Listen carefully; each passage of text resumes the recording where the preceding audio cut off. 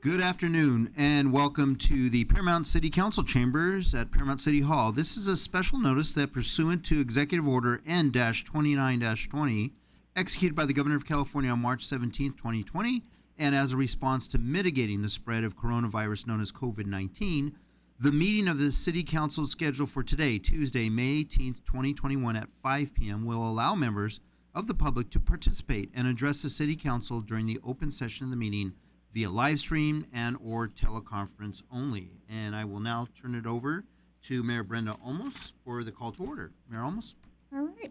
Good evening, residents. Good evening, colleagues, and good evening, staff. We will go ahead and call to order our Paramount City Council meeting for today, May 18th. If we can go ahead and start with a roll call of council members, please. Councilmember Aguayo. Here.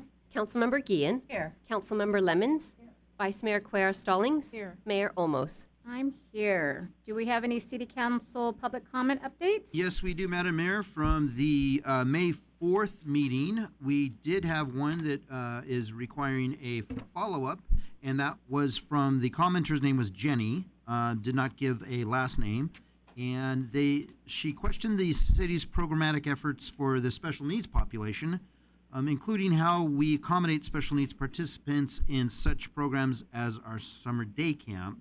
She also asked about funding appropriations, performance measurements, and our engagement with PUSD. The follow-up for this is that Community Services Director Dave Johnson responded to this inquiry on May 7th via email. And Mr. Johnson indicated to Jenny that summer day camp is open to children of all abilities. Depending on the level of need, a personal assistant to special needs participants may be required. As far as her question with regards to funding appropriations, Mr. Johnson indicated that the city appropriated $5,000 for adaptive recreation. However, we were unable to offer programs due to COVID-19 this current fiscal year. Funding for adaptive recreation will be included in next year's budget, which the council will be reviewing next month and will kick in July. The programming is based on surveys of neighboring cities that operate similar programs and multiple meetings with Paramount families with special needs children, as well as PUSD administrators involved with this school community. All recreation programs are constantly reviewed, that is, we go over each of the programs for their effectiveness and their participation levels to ensure that they are meeting the diverse needs of the community. And that ends my council public comment update report, Madam Mayor. Thank you, John. And we'll go ahead now move to public comments. Yes, Madam Mayor, we do have one comment for general public comment period, and then we have another comment for item number 10. And Ms. Heidi Luce will handle the public part. All right. Thank you, Mr. Moreno.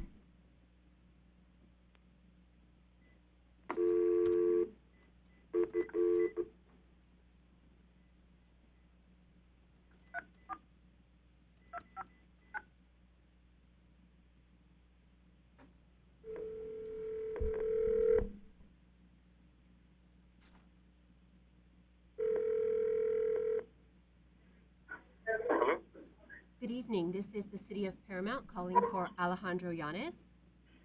This is Alejandro. Good evening. We are calling regarding your request for public comment. You are being broadcast live to the City Council. You will have 3 minutes for public comment, and your time starts now.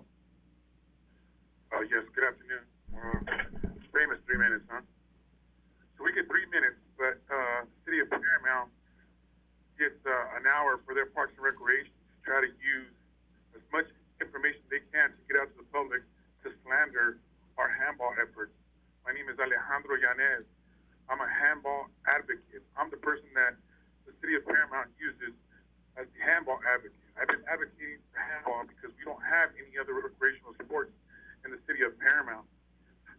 In the handball survey that Parks and Recreation used to try to, he has access to police officers, which is city-funded money that the city allows for Parks and Rec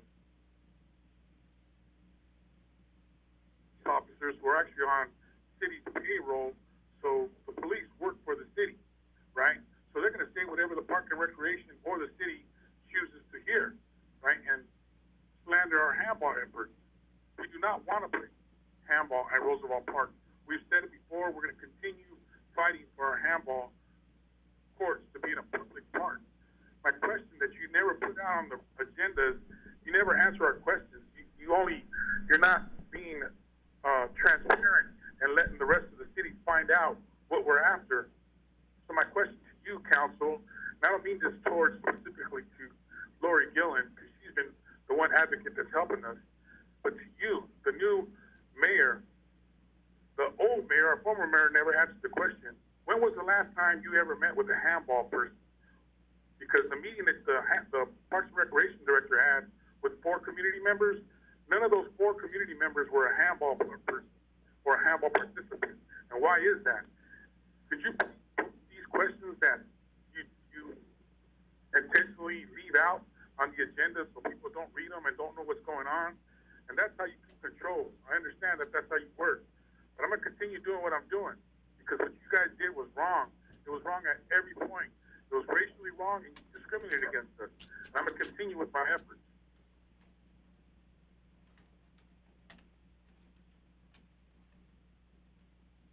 Is that it?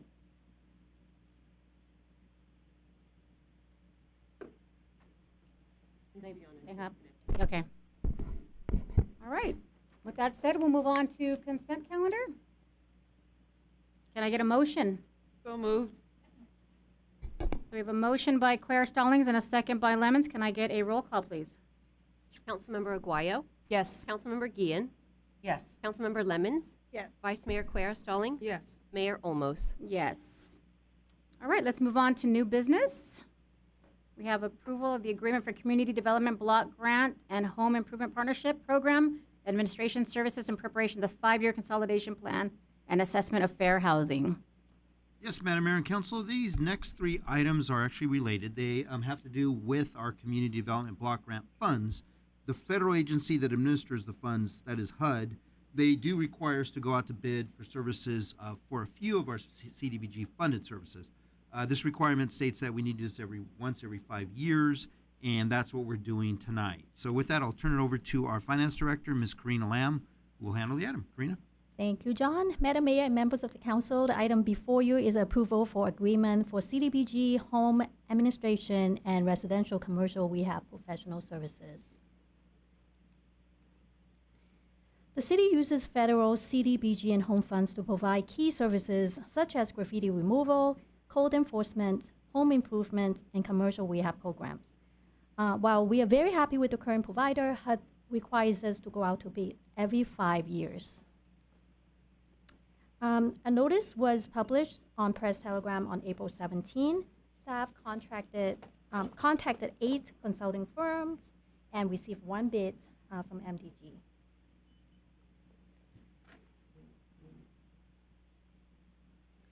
MDG has extensive experience in managing CDBG and home funds. The company has been with the city since 2007. They have been providing grant management and implementation services to municipalities since 1991. Currently, they serve over 30 cities and 3 counties. One thing unique about MDG is that not only they serve cities and counties, they are the official trainer for HUD headquarters throughout the country. Their fees remain relatively low compared to 5 years ago, ranging from $48 to $121 per hour, depending on the positions they are serving the city. With that, it's recommending for approval. All right. Thank you. Do we have a motion motion and a second on this, please? Second. We got a motion by Lemons and a second by Quer Stallings. Can I get a roll call, please? Councilmember Aguayo, Yes. Councilmember Guillen, Yes. Councilmember Lemons, Yes. Vice Mayor Quer Stallings, Yes. Mayor Olmos. Yes. All right, we're going to move on to item number 6, approval for agreement for lead-based paint and asbestos-containing material testing services. Karina? Thanks, John. Madam Mayor and members of the council, this is another CDBG and home item. The item before you is approval for the agreement for lead-based paint and asbestos-containing material testing services. As I mentioned earlier, federal CDBG and home funds provide funding for commercial and residential rehab programs in town. The city has contract with lead-based Lead Tech Environmental for lead-based paint and asbestos-containing material testing services. These services are generally provided in connection with cities' home improvement programs, where the federal dollars are used for properties that were built prior to January 1st, 1978.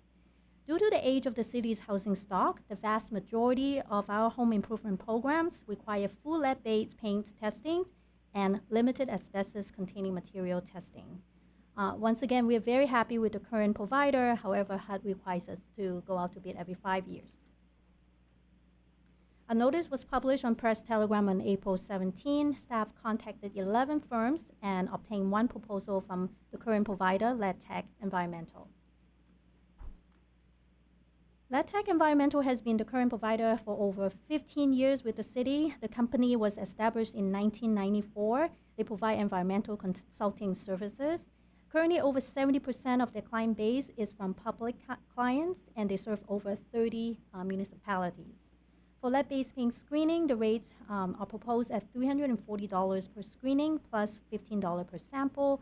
For asbestos testing, the rates are $325, including up to 4 lab tests. Once again, fees are very comparable to 5 years ago. It's recommended for approval. All right, any questions, discussion? If not, I'll entertain a motion, please. Second, Aguayo. We have a motion by Lemon, second by Aguayo. Can I get a roll call, please? Councilmember Aguayo, Yes.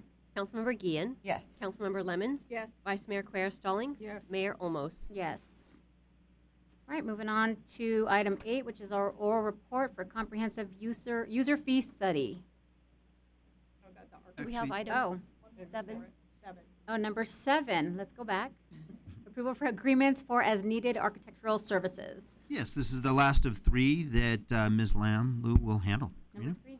Thank you, Mayor. Madam Mayor, members of council, last item. This is for architecture services.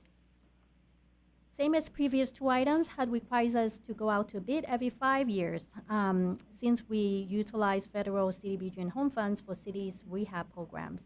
Architecture services providers work very closely to staff to develop renderings, plans, and specs for city projects. A notice was published on Press Telegram on April 17. Staff contacted 7 firms and received 3 different proposals, including Darlin Group, MDG Associates, and Studio 111. Our planning department reviewed all 3 proposals closely and recommending to retain all 3 firms for different reasons. For Darlin, it's a diverse architecture and planning firm. This is new to the city. Our staff likes their creativity and various projects they have done for over 45 public agencies. Their hourly rates range from $85 to $300 per hour, depending on the position they're providing their service. For MDG Associates, it is our current provider for architecture services. MDG has served municipalities and private clients since 1991. They are very familiar with the city. Over 55 commercial rehab facades were designed by MDG. Their hourly rate ranges from $48 to $121 per hour, depending on the positions. Lastly is Studio 111. This is another familiar firm in town. If you recall, the downtown renovation was designed by Studio 111. Their hourly rates are proposed at $95 per hour to 240 hours. Compared to 5 years ago, both MDG and Studio 111 provided very similar rates compared to 5 years ago.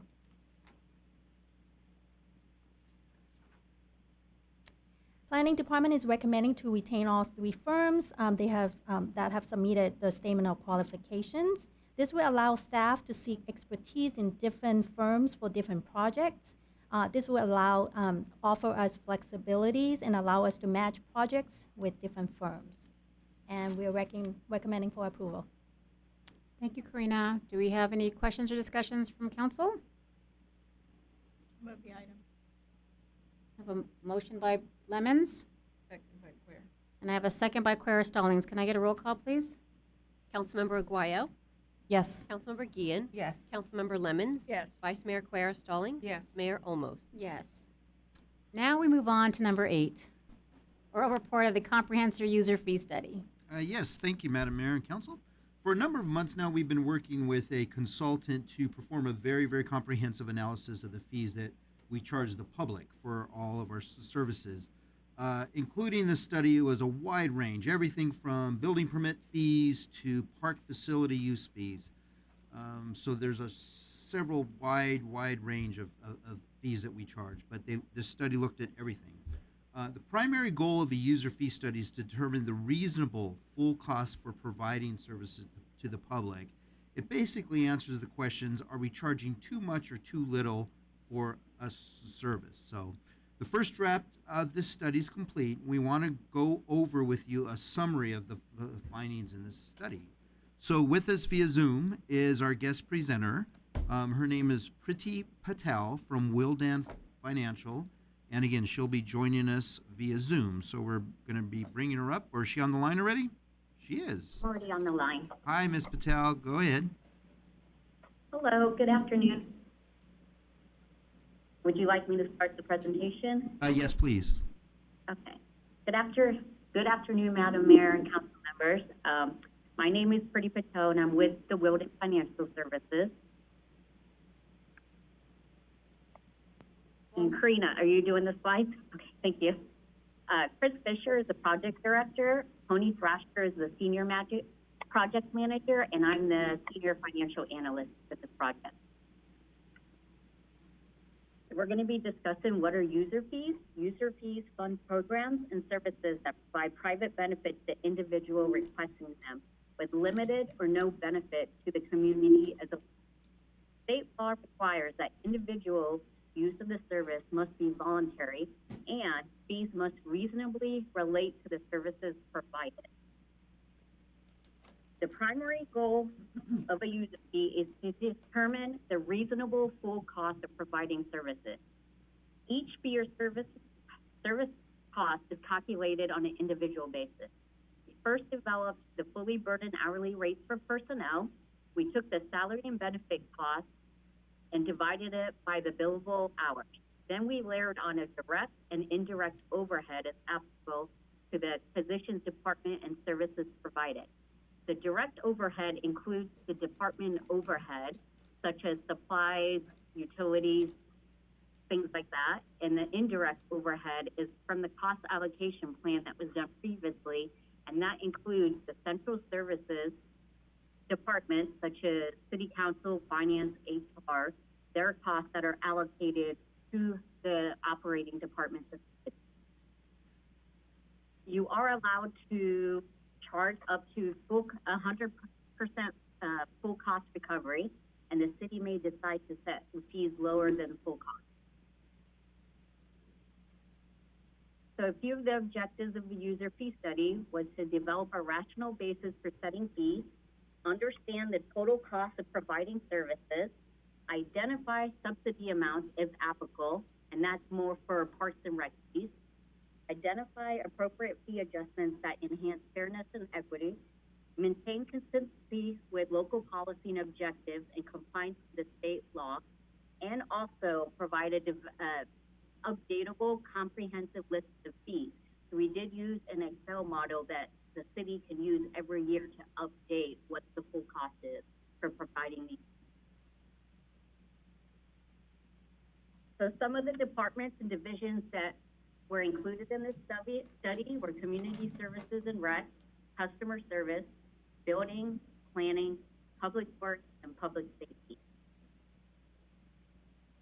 So we used the following to determine what the full cost of providing each service.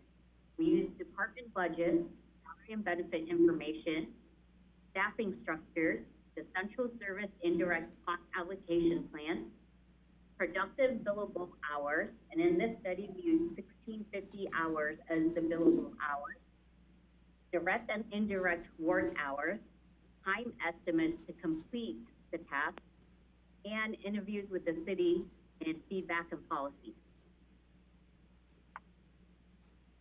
This slide just shows some of the summary steps that was included to determine what the full cost of providing each fee or service with the city.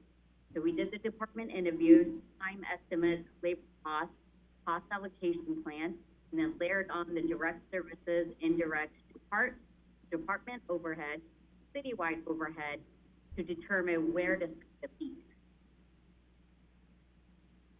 This slide just shows how we got to the full cost of service. So first we used the salary and benefit, divided it by the productive hours to get the salary and benefit rate.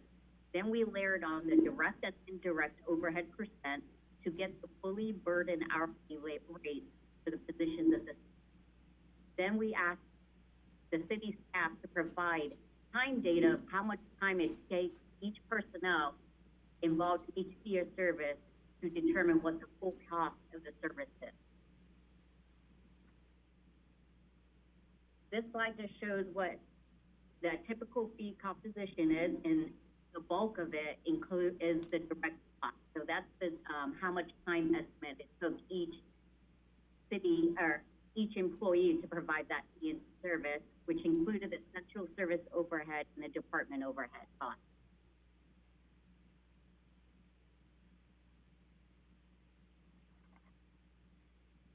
So this just shows that some of the fees might have overlapping departments that are involved. So we wanted to make sure that we captured all of that time and personnel involved to calculate the full cost of each fee or service.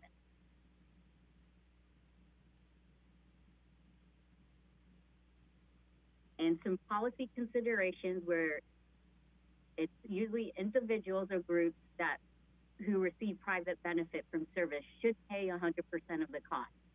There are certain situations where subsidization is an effective public policy tool, and those are usually mainly for parks and rec fees, just to encourage participation, ensure compliance and cost is prohibited to residents, and allow access to service. We also do recommend that the city include an annual inflation factor, which will allow City Council by resolution to annually adjust fees based on CPI or another factor, such as MOU, since we are using the fully burdened hourly rates with the city of providing the service. So in community services and rec/customer service, most of those fees are usually facility rentals and other recreational services. Those fees are usually based on city policy rather than cost. And currently, the department is currently at a 14% cost recovery. It is generally accepted that rec and community service programs provide some public benefit to the community and are subsidized. The fee schedules do show what the full cost determination for many programs are. Out of the 123 fees, there will be an increase to 3. 120 fees would remain as currently set, including the animal licenses. For building, majority of the fees are based on a time-based analysis. Out of the 129 fees, there would be an increase to 95 fees.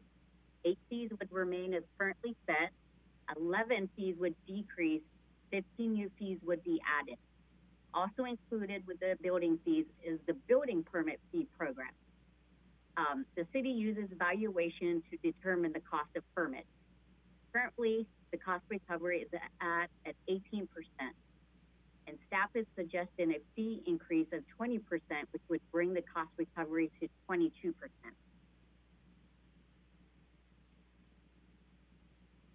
Planning also use the time analysis. So we use the fully burdened hourly rates of staff and the time it reasonably takes to provide the service. Out of the 49 fees, there would be an increase to 22 fees. 5 fees would remain as currently set. 1 fee would change from variable to a flat amount. 1 fee would change to the actual cost of service. 20 new fees would be added, and the average fee change for flat fees would be a 58% increase. Public works/public safety use the same type of fully burdened hourly rate analysis, and out of 29 fees, there would be an increase to 9 fees. 10 fees would remain as currently set. 3 fees would change from LA County to a flat amount.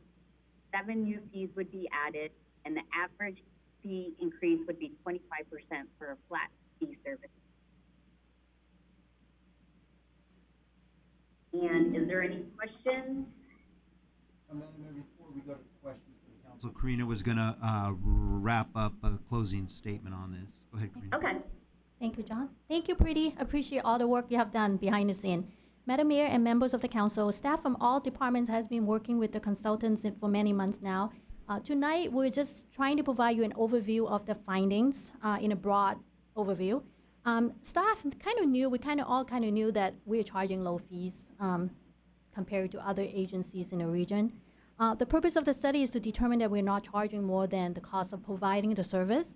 The study not only confirmed that, the study also from Wildan, from cost recovery standpoint, it shows that we are at least charging half of what other agencies would charge in a low spectrum. So in other words, most cities who are charging low fees, they're charging double of our fees.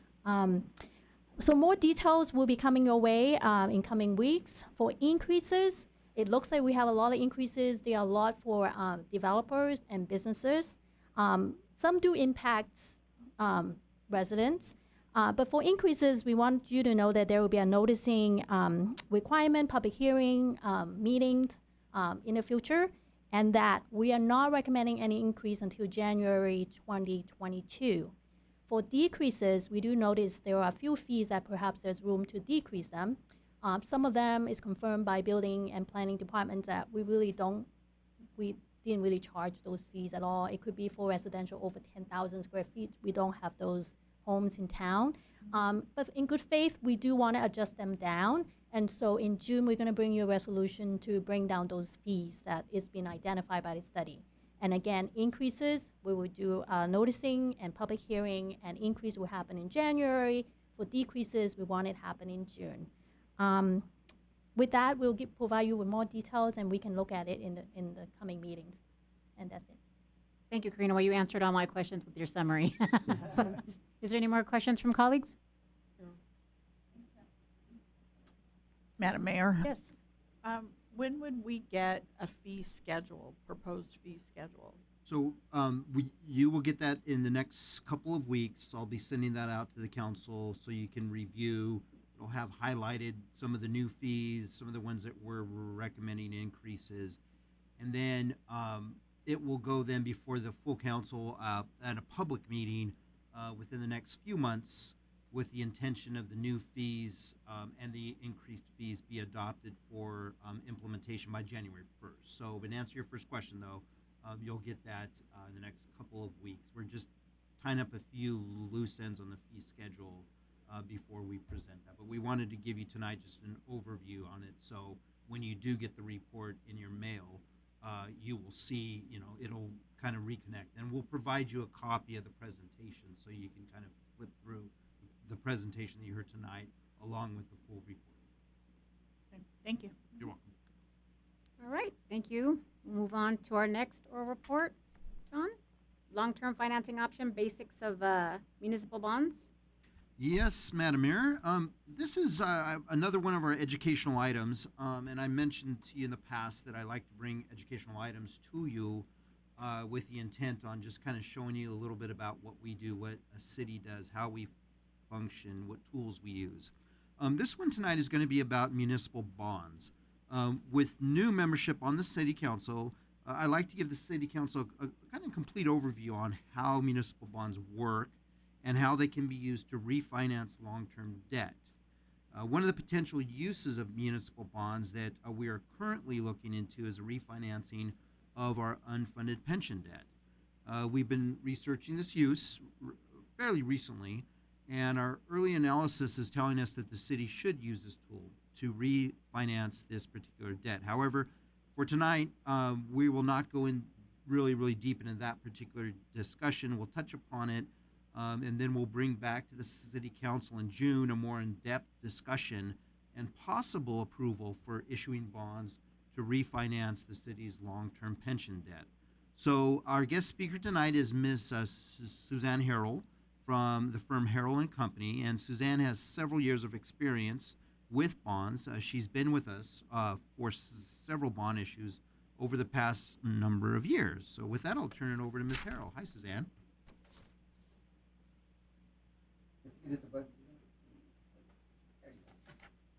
Madam Mayor, members of the City Council, it's nice to see everyone. As the City Manager mentioned, I'm here just to give you some kind of background on the issuance of municipal bonds and the purposes and use. The slides that I'm going to run through and talk about are how to use municipal bonds, types of municipal bonds that are issued, who the financing participants are, what the security documents look like, how the issuance process works, and then basics of adopting a debt policy. So typically cities use municipal bonds to fund their CIP and other projects to sustain economic development. You have three options for funding those. Obviously, you can do pay-as-you-go. You can have grants, so intergovernmental revenue that funds projects, or you can borrow through by using municipal bonds. And so bonds provide long-term financing for capital facilities with a long useful life. The primary types of municipal bonds are general obligation bonds, and there's really two types of those. One are tax-backed, voter-approved. You're probably familiar with community college or school districts putting a bond measure on the ballot, and you approve it, and it's financed through increases in your property tax. So that's one kind of general obligation bond. For a city that doesn't necessarily need to go and get voter approval, the cities can issue lease revenue bonds to fund their long-term CIP. It is payable from the general fund, and the payments are subject to annual appropriation, and that's how you comply with the state law limitation on debt for the payable from your general fund. There's other types of bonds secured just by revenue, and so they're payable maybe from the enterprise fund, like water revenue bonds, or you have some tax allocation bonds issued by your former redevelopment agency from tax increment.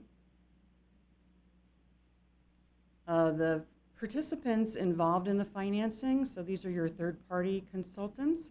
The first is the bond counsel. They draft all the legal documents that describe the security for the bonds. They give an opinion that the bonds are legal, valid, and binding obligations of the city. If the bonds are going to be tax exempt, they give an opinion that the bonds are exempt from income tax, from federal and state income tax. Municipal advisor, that's my role in the in the financing. We provide advice to the city on the structure and the terms, the covenants, things that bondholders are looking for. Municipal advisors have a fiduciary responsibility to the city, which means we have to put your interests ahead of our own. There's a disclosure council who will review your preliminary official statement, which is your offering document. It kind of sets out everything there is to say about the city, its finances, and the disclosure council will review that and assist you in making sure that you're disclosing all material facts that would be important for an investor in making a decision to buy your bonds. And then we have the underwriter.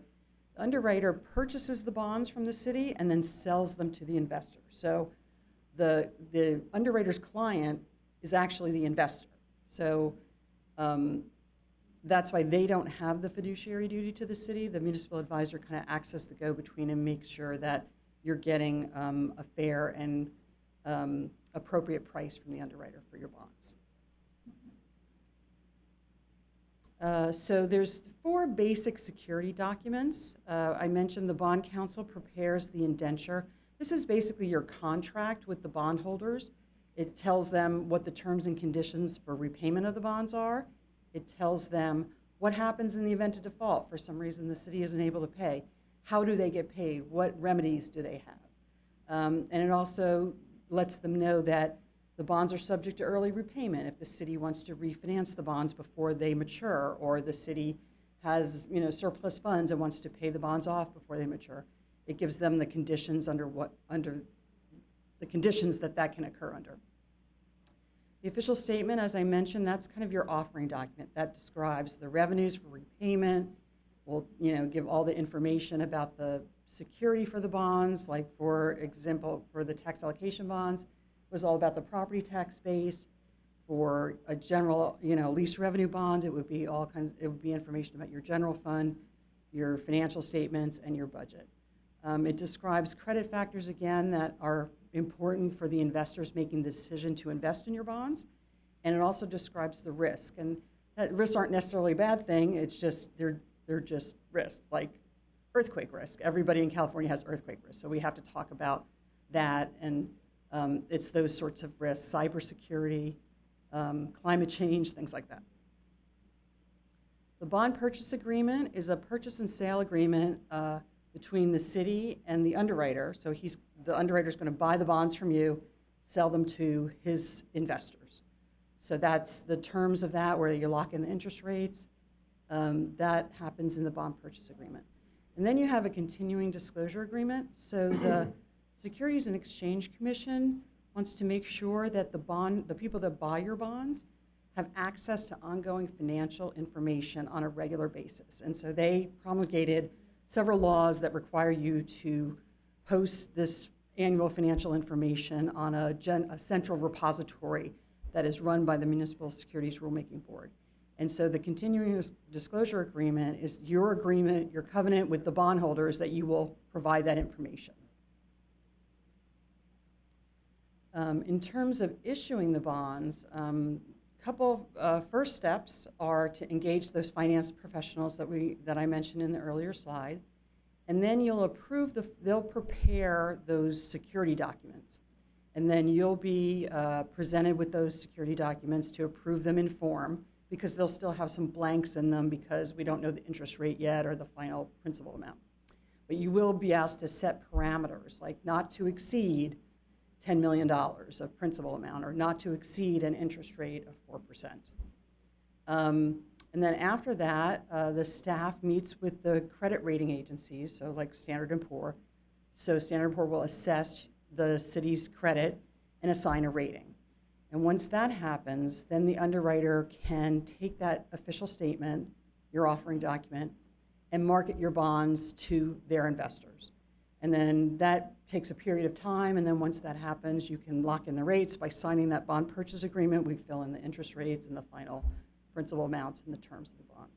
And then a couple weeks later, there's a closing, kind of like an escrow closing for a house purchase, with the transfer of funds between the underwriter pays you for the bonds, and you deliver the bonds to the underwriter.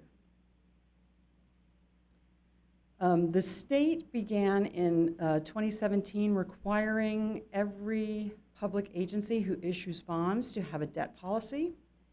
The debt policy contains like the purpose of issuing bonds, the types of debt that the city proposes to issue, and it can, it'll have 3, 4, 5. We talked about the types of debt you can issue at the very beginning.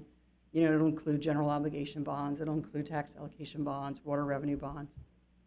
And then it will contain criteria for refinancing existing debt. And as the city manager mentioned, the unfunded liability, the pension unfunded liability is an existing debt. The debt policy also contains a discussion about the relationship of your of debt to your CIP and your budget, your policy goals, and internal control procedures for compliance. Like we talked about that continuing disclosure agreement. So in the debt policy, there'll be a section about how you're going to comply with that continuing disclosure agreement and make sure that you follow all the federal and state rules about reporting on bond issues. So as the city manager mentioned, the city does have a PERS unfunded actuarial liability, or UAL. That currently accrues interest at 7%. So as part of the debt policy discussion and the refinancing criteria, we think that there's a refinancing opportunity using pension obligation bonds to achieve a lower interest rate. The city's borrowing costs are much lower than 7% at the moment. And so you can achieve a lower interest rate and save on those payments. The issuance of pension obligation bonds is a multi-step process, and as the city manager mentioned, the staff is planning on coming back on June 22nd to give you their assessment of the risks and benefits associated with pension obligation bonds, and possibly give you additional information for your consideration. So that concludes my presentation, but I'm certainly happy to answer any questions. Any questions or discussion? Thank you for that, though. That's a lot of information. Thank you. She's the expert. I do so- Yeah, have I a can question. tell. My question was going to be on the risk factor. If CalPERS was to, for whatever reason, stop funding the pensions, and then their interest rate was at 7%, so I guess this will be handled in the next one. What risk does the city now, if they take this over on a bond, are they still going to be held responsible if something were to change in the pension system?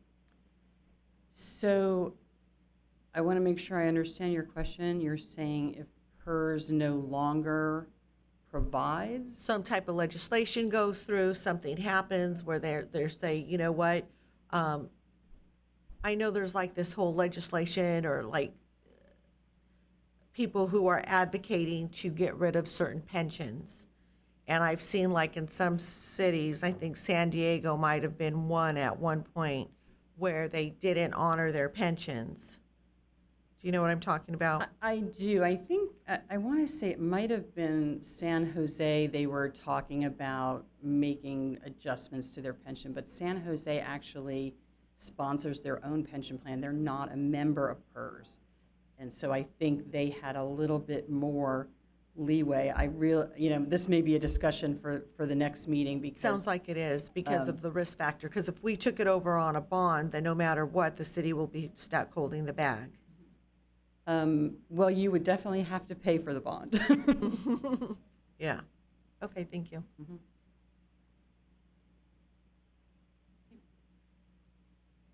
Yes, absolutely. Are we going to, because this is a prelude to possibly using bonds to finance our unfunded liability, so is there going to be another portion where you're going to discuss that, how much it is? Absolutely. What the savings is, there's going to be another.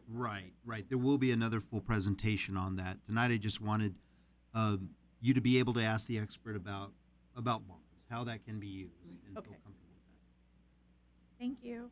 Thank you so much for your time. We appreciate it. Sure, you're welcome. And just to note too, the last time the city did bond was in 2010 when we had the redevelopment agency.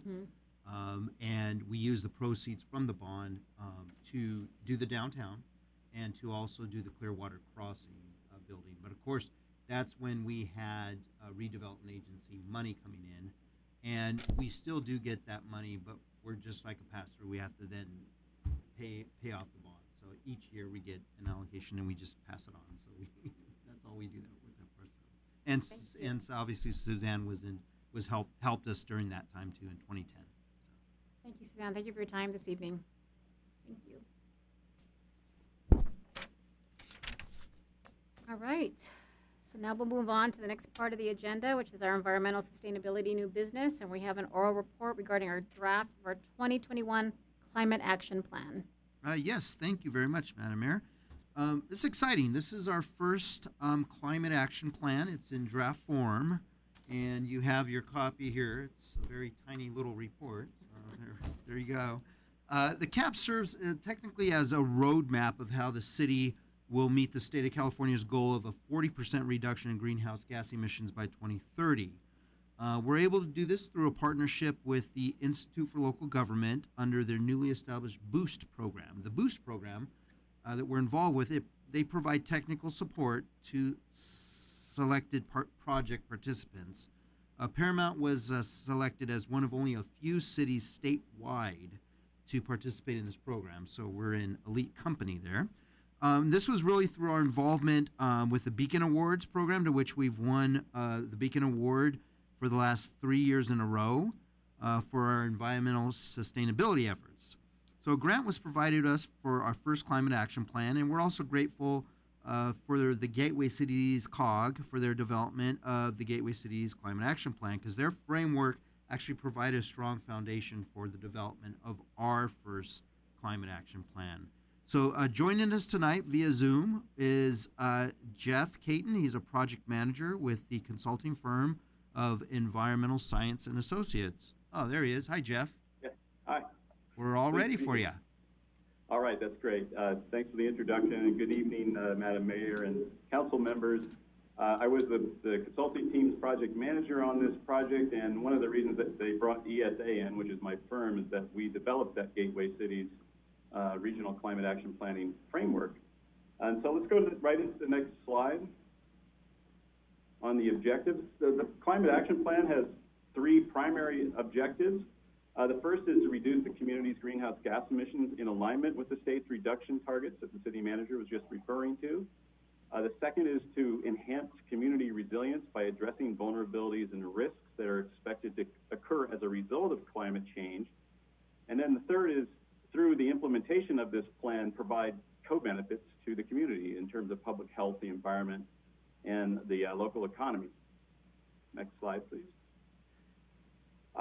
We identify in the plan how specific climate actions benefit the community with respect to these areas.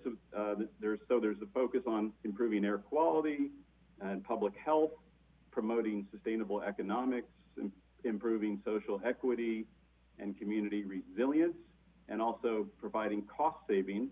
And we use these icons throughout the plan to identify where that intersection occurs. You can go to the next slide, please. So these are a few key terms in climate action planning that you'll hear me use in my presentation.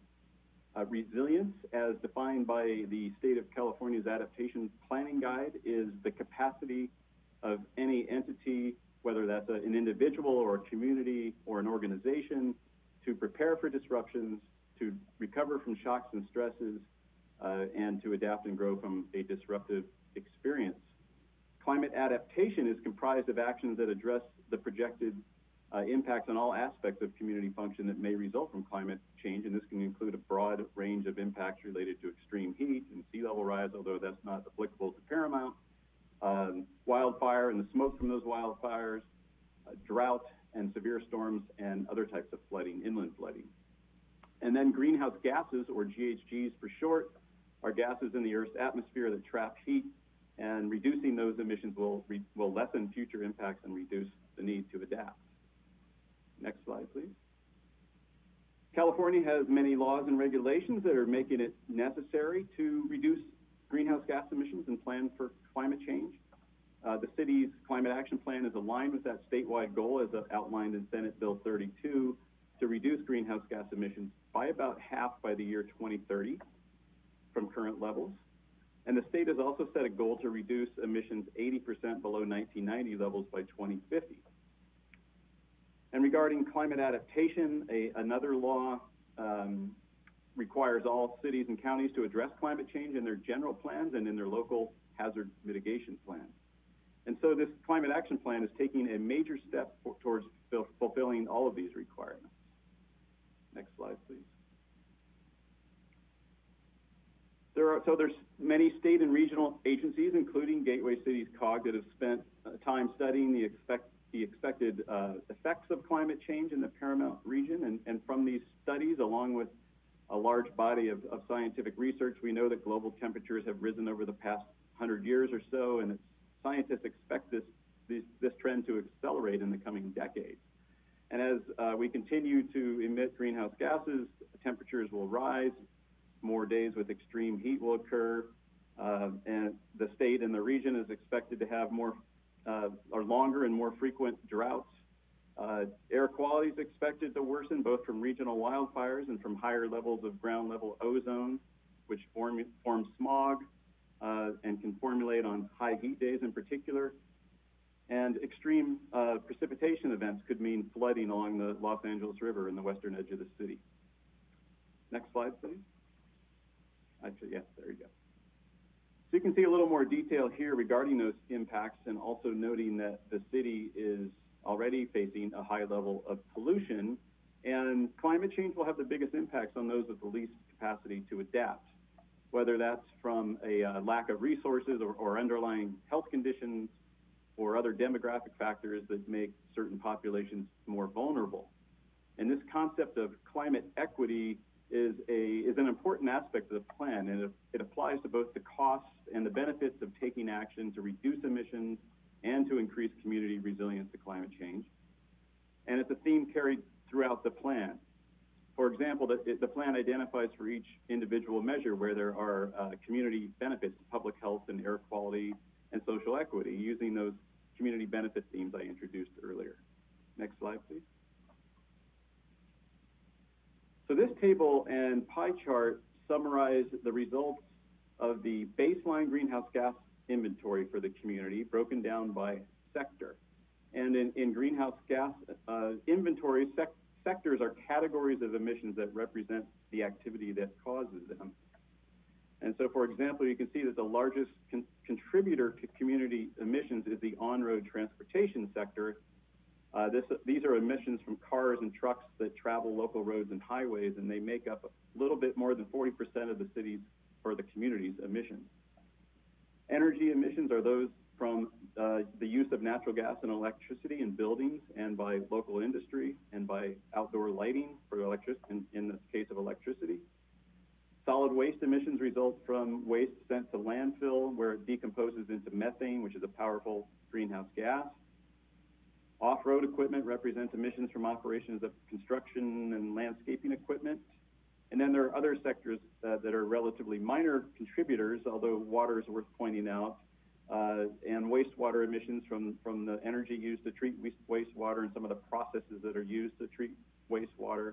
And then short-lived climate pollutants are largely industrial gases, chlorinated or fluorinated hydrocarbons that are used for refrigerants and other uses in industry.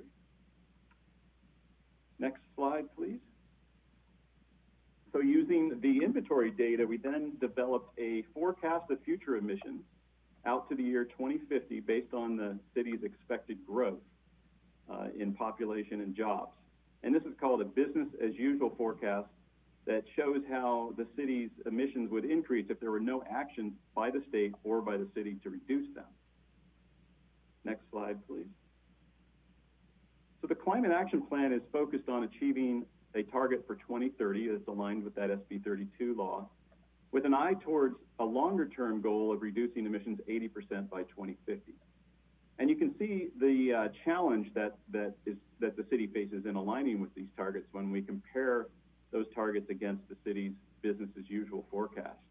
These are the targets as they would be applied to local emissions. Next slide, please. Fortunately, there are many state of California regulations and standards in place that will reduce emissions in the coming years. And this includes vehicle emission standards that require cars to become more fuel efficient over time and also require higher sales of electric and zero emission vehicles. Other California laws are in place that require utilities to provide more renewable energy in their in the electricity supply. That's called the Renewables Portfolio Standard. And there are state building standards that require construction to be highly energy efficient, known as the Title 24 Building Energy Standards. And state law also requires that construction waste and organic materials be diverted from landfills. Next slide, please. So these measures, if you could advance the slide maybe 2 more clicks, yeah. You can see that the reductions from the state measures are quite substantial. And after you take account for those, we call this an adjusted business as usual forecast, and you can see that's a downward trend or a downward line out to 2050. And then there's this, what we call a gap to achieve your 2030 target. That's really what the focus of the Climate Action Plan is. So let's talk about the various groupings of measures or sectors. On the next slide, we'll start with just highlighting some of the measures that are in the plan. Now there's sort of 3 or 4 major categories, I would say. One is energy. So the energy that's used by buildings is a big contributor to your inventory. And one very effective measure is for addressing those emissions is to provide more green or renewable energy to the community over and above what the state is already requiring. And RE2, the measure RE2 under renewable energy represents that the city has taken a very important step in reducing emissions by joining the Clean Power Alliance. And so the city's residents and businesses are now purchasing greener electricity than they would otherwise get from the utility SCE or Southern California Edison, and for a relatively low cost have the option of purchasing 100% green electricity. So that's a very effective measure in your Climate Action Plan. RE2 represents local efforts to install rooftop solar, which is important as well.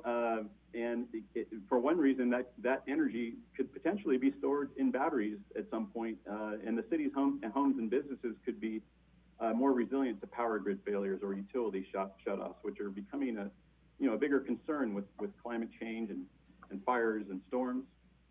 And then EE represents energy efficiency, and so improving building energy efficiency is very effective in reducing emissions from both electricity and natural gas, particularly for older buildings that were built before 1978, when the state's building code became more focused on energy.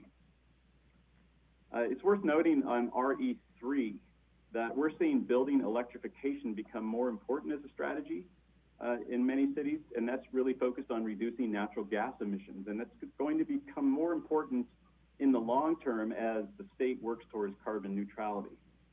So it's something to keep in mind. We aren't quantifying that in the current plan. It's not something that becomes something that you can get a lot of community resistance to, and the city's not really ready to make a commitment on electrification. But it is coming your way through Title 24 in the next few years.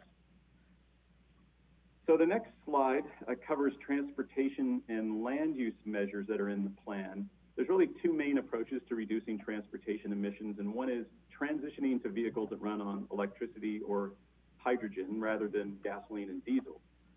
There's a rapidly growing market for electric passenger vehicles in particular, supported by state policy, and even federal government policy is going in that direction. There's also more consumer interest and acceptance as the technology improves and more car models and charging stations become available.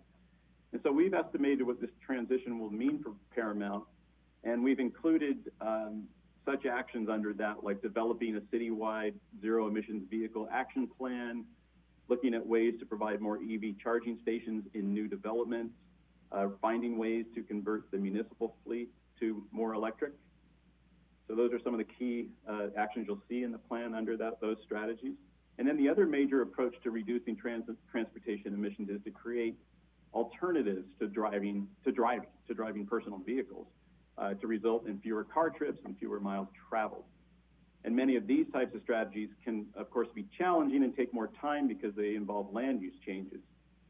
And these types of measures, which you'll see listed as TR2 through TR6 in the plan, along with LU1, which is a land use plan or a land use strategy, they're not qualified individually in this plan because they're already accounted for through that gateway COG framework. It's a regional measure in that framework to implement SCAG's regional transportation plan. And so we've accounted for it through that regional measure, and we can't really take additional greenhouse gas reductions from individual local actions that align with the same objectives. That would be double counting. But be assured that those measures are accounted for. Now, one more slide on local GHG measures. It really covers sort of the remaining measures that are related to solid waste, water conservation, urban greening, and partnering with local businesses. Some of these measures, or many, are not quantified either because they represent local actions that support a state mandate that's already accounted for in the Climate Action Plan. Solid waste is a good example. Cities are mandated to divert a certain percentage of their waste, and that's already accounted for. It's a fairly aggressive state target. So we've done that elsewhere in the plan, not in the local measure, but we still have supporting actions in the plan to indicate how the city can really align with the state's efforts and synergize with those efforts to make sure that those diversion rates happen. The other reason that they're not quantified is they could be, frankly, difficult to quantify or have a relatively small impact on greenhouse gases. But we tend to include these types of measures in the plan because they have important co-benefits to the community. And water conservation is effective on both fronts, especially in this plan. It's got a pretty good impact on reducing emissions, but of course it has its own inherent value in conserving a resource that's only going to become more precious in the face of worsening droughts. And then trees and urban spaces help keep the city cool, and they also sequester carbon dioxide. So let's see, I've just lost my screen. I think we're still up. There we go. I would also mention that the Climate Action Plan includes a measure to partner with local businesses and industry to reduce emissions, whether that's partnering with utilities to expand their programs or working with local businesses to educate them on greenhouse gas strategies, or connecting them with funding sources, or recognizing businesses with some kind of awards programs that are the ones that are implementing greenhouse gas measures. We've included some actions under many of those types of actions in the plan as well. And I will note that some of these actions that are targeting greenhouse gases do have that co-benefit of reducing criteria air pollutants.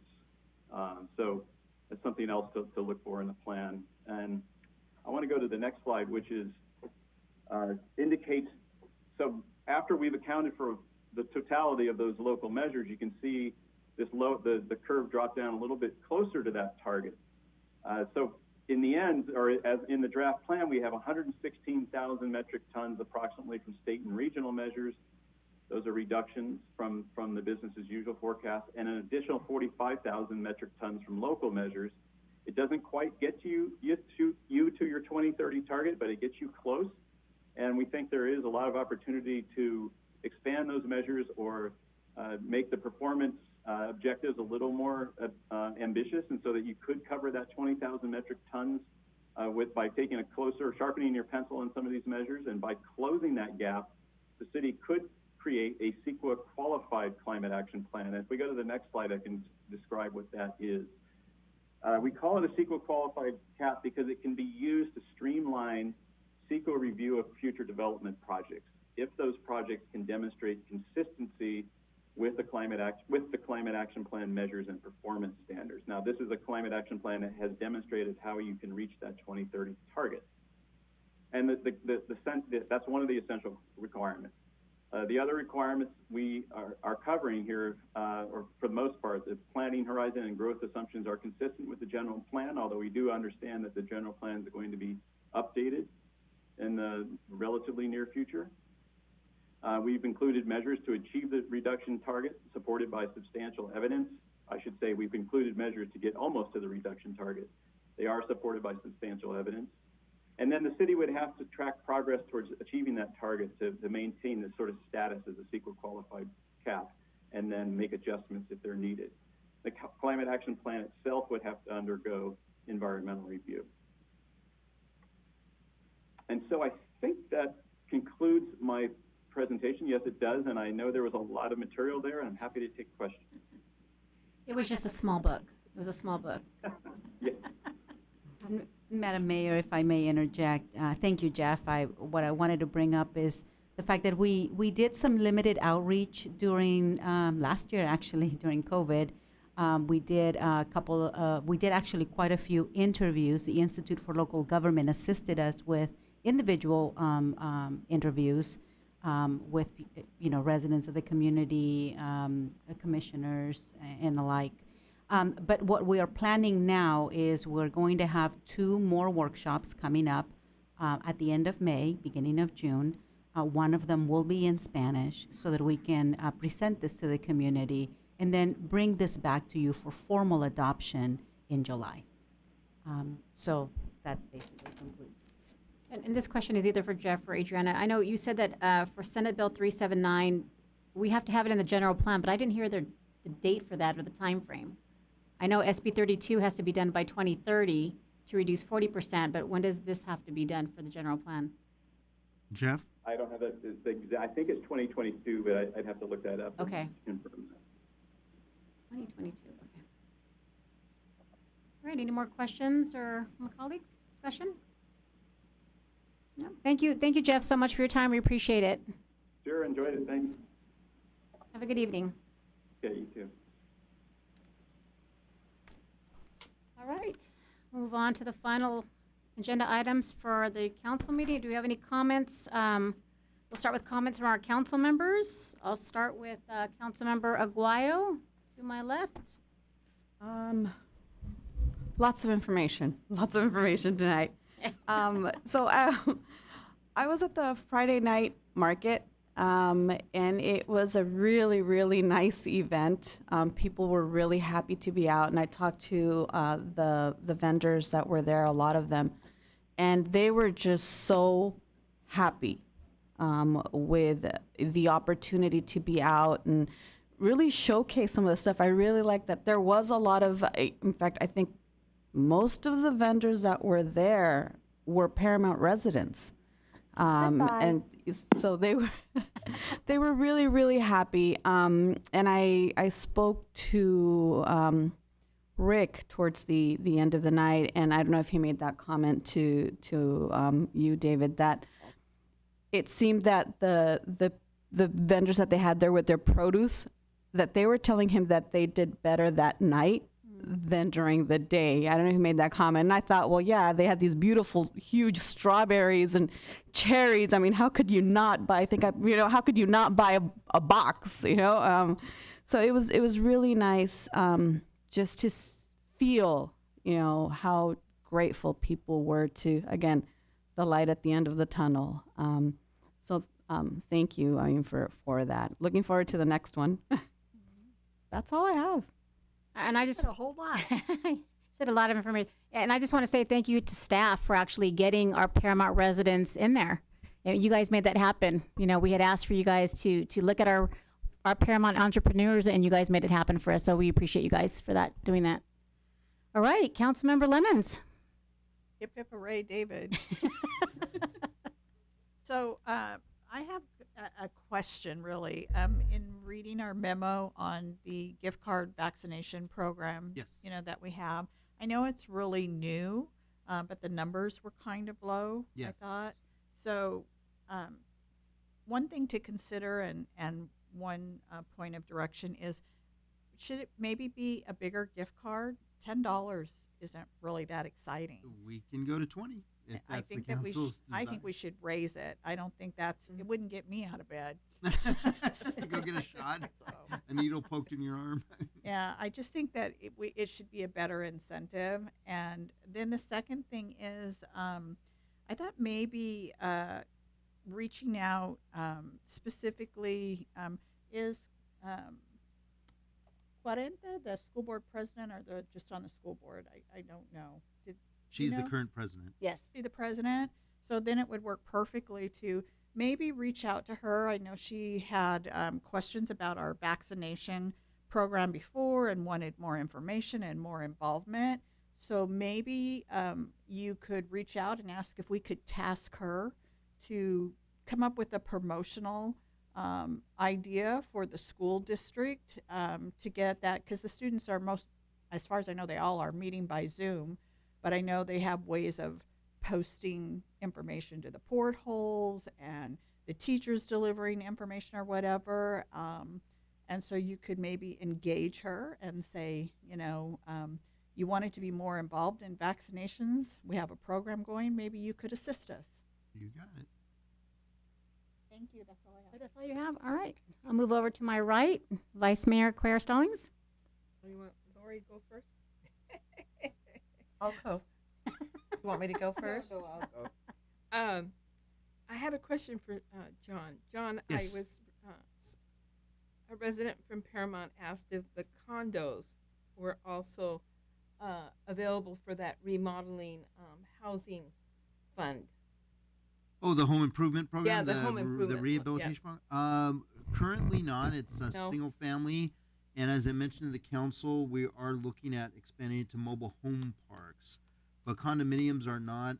If there is an interest by the council to look at condominiums, we could check with our consultant to see if that is doable. If that is doable by HUD guidelines, of course, we have to follow that. Right. Because that's where we get the money from. So Yeah, because they own a condo, so she was wondering if they could remodel like the kitchen, the bathroom, that type of. Isn't it usually well, it's exterior? usually just the exterior. Oh, it's That's only the issue exterior. with the condos is our rebates are for the Okay, exterior. that's what I told her, but she told me, okay. can Oh, you so please she ask?" wanted for interior. Yeah. Yeah, she wanted The interior, not exterior. The only type of interior improvements we do are like water heaters and what else, John? Right, water heaters, health and safety code violations also. Right. Okay. Correct. Okay, thank you. Mhm. I'll relate that information.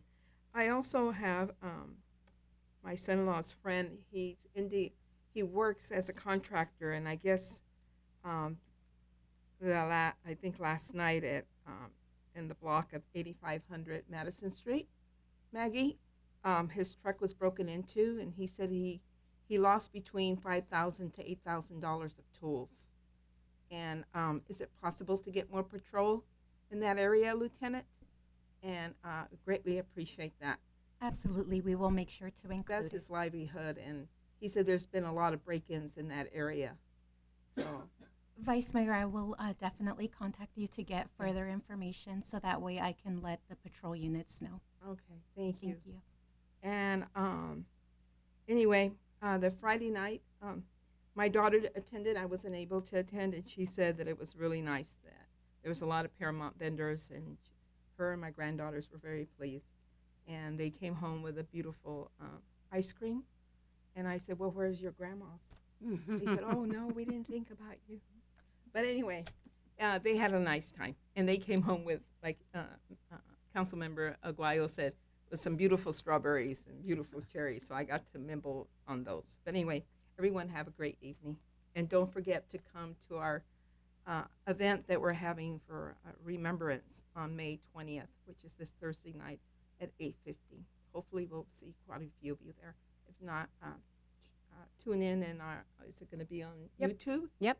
YouTube. It will be on So anyway, Facebook Live as well. looking forward to seeing some of you. Good night. All right, Councilmember McGeehan. A couple things that came to mind while we were sitting here going through our environmental element. I just wanted to say that last November I went to solar. Even though I didn't qualify for any of the free solar, I ended up going out of pocket. My electricity bill used to be between $600 and, when I had a less efficient air conditioner, $900 a month. And I got an efficient air conditioner, and it went down to about $600. But on a good month, the least my electricity bill was $375. I went to solar, and last month I ran my air conditioning, the pool, ponds, the whole bit, and I was negative $35 on my Edison bill.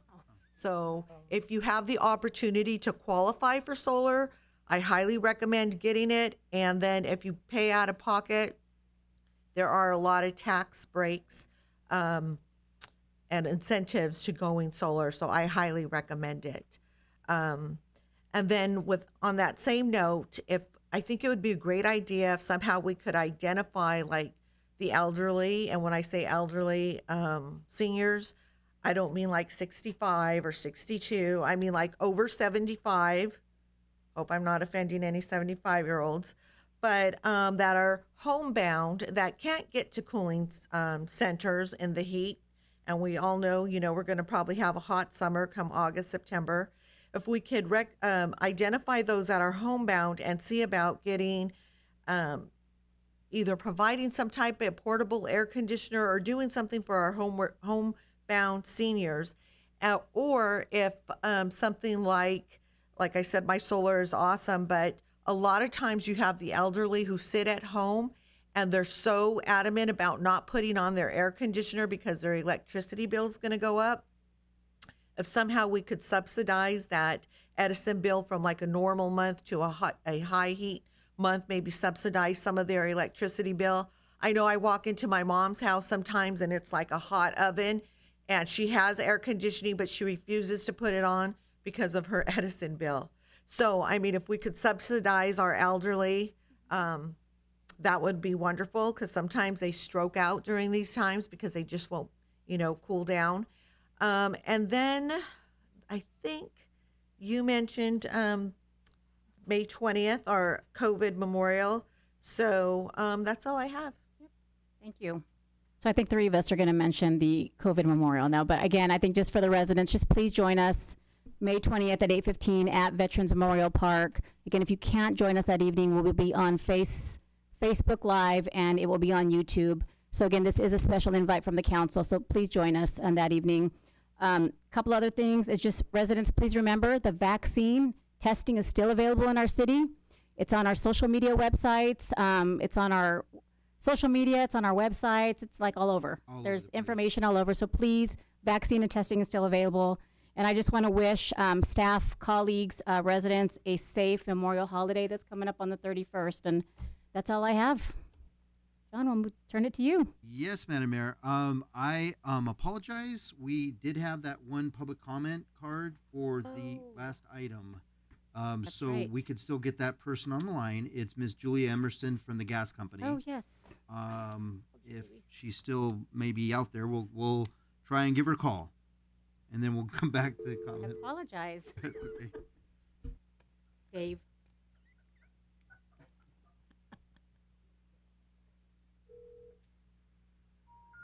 Oh.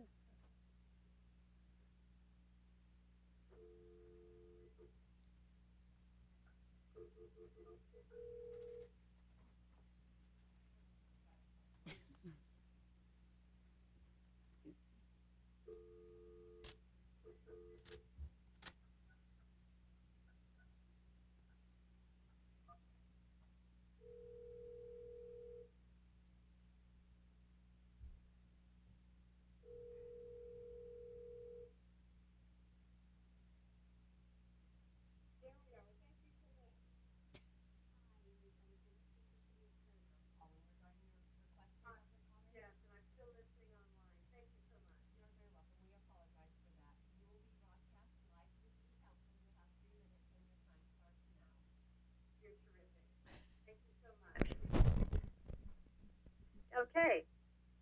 Can they hear me? Yeah. Yeah, we can hear you. Hi, I'm Julia Emerson, and I'm glad to talk to you all. I'm with the Southern California Gas Company, Downey, and I'm calling about agenda item number 10 and our interest in working together on your climate action plan. I was delighted when your consultant mentioned the possibility of partnering with utilities. I want you to know the Southern California Gas Company, we're an energy company. We're not just a gas company. We're excited to see your climate action plan draft and the opportunities that it presents for the city of Paramount and the city of and SoCal Gas to work together for the better of all of us. I think you all understand, but not everybody realizes there are ways to make natural gas a renewable resource. I was also happy in the report itself that your consultant mentioned our company's industry-leading commitment to become net zero by 2045. We're not like a lot of other companies out there, but I'm just recognizing for now there's a lot of work to do ahead. There's going to be a lot of discussion about green hydrogen, decarbonization, renewable natural gas. We want to partner with you to make Paramount part of our net zero world in the year 2045, or I don't know, maybe sooner. It's important to understand that solar and wind can't do it alone. Why? Because batteries aren't enough. There is literally not enough lithium in the world. So until new inventions come in, and I hope and I think that they will, it's natural gas that makes renewables possible. When the sun doesn't shine, when the wind doesn't blow, natural gas is what's keeping the lights on. But to make it the right kind of natural gas, a lot of work is ahead of all of us. We at SoCal Gas, we look forward to working with you in the city of Paramount. Thank you so much. And thank you for remembering me and bringing me on. I really appreciate it. Thank you, Julian. It's nice to hear your voice. It's nice to hear yours. Thank you. All right, so we'll move on to staff comments. Yes, Madam Mayor, thank you. I do have 3 comments. First off, I wanted to give a brief update as a follow-up to a past council meeting presentation that was from Mr. Wayne Nastry at the Air Quality Management District. After his presentation, I did have a discussion with Mr. Nastry talking about how we can bridge the gap to if the city were to take over the responsibilities of air monitoring. What's the possibility of AQMD coming back for an interim period so we can get our program up and running? I did get positive feedback from Mr. Nastry, no promises, but positive feedback for a short period of time, once again, to get us going on our air monitoring. Additionally, Mr. Carver has had talks with the technical people at AQMD, so we're moving forward with specifications on how our program would work, ideas on how that would work. I also mentioned to the council that I am budgeting for this upcoming year a dollar amount. You'll see it next month in the proposed budget to take over the air monitoring program. So that's kind of where we are with this. We're still in flux. Nothing is settled at this point, but I did want to mention that to the council. The next thing is we all heard the age of vaccine has dropped from 16 years of age to now 12 for the Pfizer vaccination. So we're planning to expand the age of the gift cards. At that point that the council approved them, it was for ages 16 to 29. Well, we like to drop that from 12 to 29 to include anybody at that age. And I'm getting head nods, so we're going to do that. In addition to expanding the dollar amount to $20 to get more people to sign up. Lastly, I have cards for you all. This is part of our Explore Paramount program, so I'm going to hand them out to you at the end here after we adjourn. I want to remind everybody that there's two parts to this program. The first is a Receipts for Rewards program. You turn in your receipts to the chamber, and they have drawings weekly for cash and prizes. And then the other part of the program is an e-gift card program. So you can go online and you can purchase gift cards to give to people for birthdays, anniversaries, weddings, whatever it be, for Paramount businesses only. So we have two versions of the postcard. First one is for the businesses that we handed out to them to try and get them involved in the program. And the other one is an advertisement for the residents. They're very colorful. They have the branding that we've adopted for the program. You may have actually seen our Boulevard banner for Explore Paramount that went up last week. Staff today is wearing the Explore Paramount t-shirts as another way to advertise, and I mentioned the postcards as well. So with that concludes my comments. Thank you, John. So if there's nothing else, we will go ahead and adjourn this meeting to June 8th at 6 o'clock. Everybody have a good evening.